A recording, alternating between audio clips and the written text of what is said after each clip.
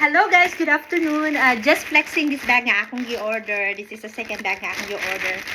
So, ngano ako na siyang gi-order guys, because this is a tote bag actually from Lolo Lemon.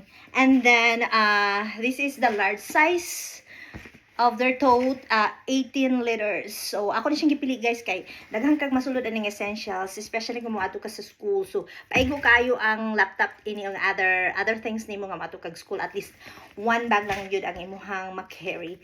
So, inside ani guys, na siya pouch, which is enough po siya masulod ang imuhang cellphone ani og other essentials kung gusto nimo. So, ang ani ni siya guys. So, I choose this one guys. This is actually very nice bag because two-way man gud siya ang iyang pagsuot.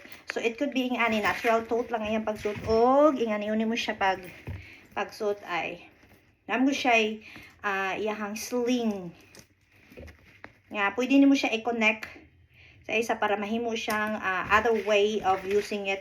So mo provide siya or mo hatag siya other features niya or other look niya nga pagsuot niya. So ingani siya guys, pwede kay siya nimo siya ingani ang pagsuot. So, imo lang siyang i-plaster og tarong, ma-fold po ni siya diri sa pikas like this guys. So, duha na yung look. So, i-plaster lang nimo siya og tarong guys. So, mo na siya akong giganahan siya. Kung dili kayo kadaghan og dala nga gamit, pwede pa ingani nimo siya pa. So, two-way siya ang yang style sa pagsuot niya. So, guys, wanna try their products actually.